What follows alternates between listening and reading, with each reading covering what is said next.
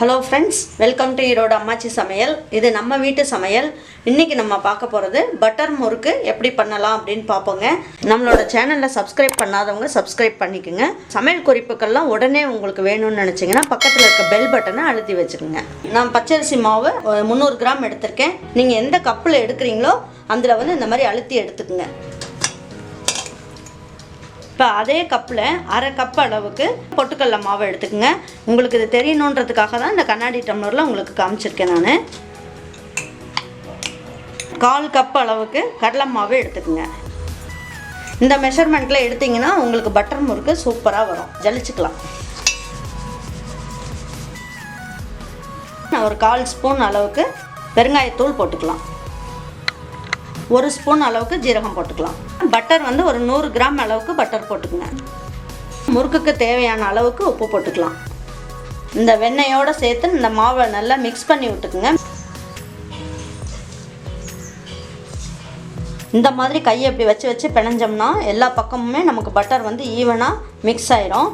இப்போ பாருங்கள், இப்படி பிடிச்சோம்னா மாவே பாருங்கள் இந்த மாதிரி ஆயிடுச்சு பாருங்கள். அந்த அளவுக்கு நல்லா சாஃப்ட் ஆயிரும் மாவு. கொஞ்சமாக தண்ணி ஊற்றி தெளித்து பிணைஞ்சுக்குவோம்.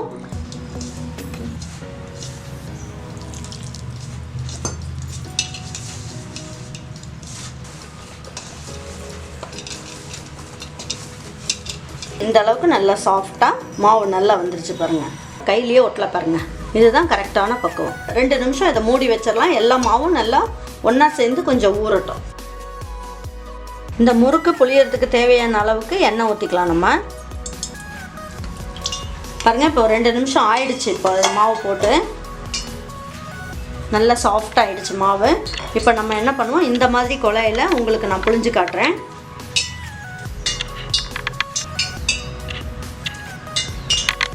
இந்த மாதிரி இருக்கிறதுல நான் உங்களுக்கு புழிஞ்சு காட்டுறேன். இப்போ இந்த மாவை எடுத்துக்கிட்டு தட்டை வச்சு மூடி வச்சுருவோம், இல்லைன்னா மாவு காஞ்சிரும். பாருங்கள், எண்ணெய் காஞ்சிருச்சு. இந்த மாதிரி முறுக்கச்சில் உங்களுக்கு புழிஞ்சு காட்டுறேன்.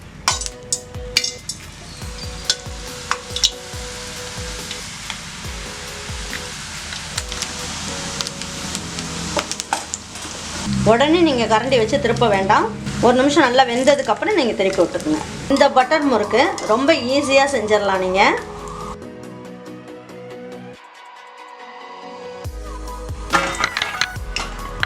பாருங்க, இந்த மாதிரி அச்சில் நான் உங்களுக்கு ஒன்று போட்டு காட்டுறேன்.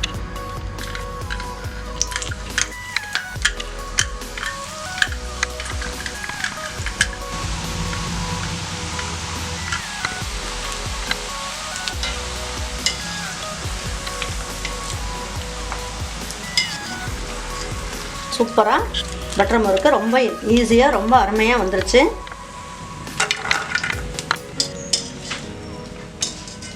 பாருங்கள், ஒரு முறுக்கு எடுத்து நான் உங்களுக்கு உடச்சி காட்டுறேன். இப்போ பாருங்கள், சூப்பராக நல்லா கரன்னு ரொம்ப நல்லாயிருக்கு.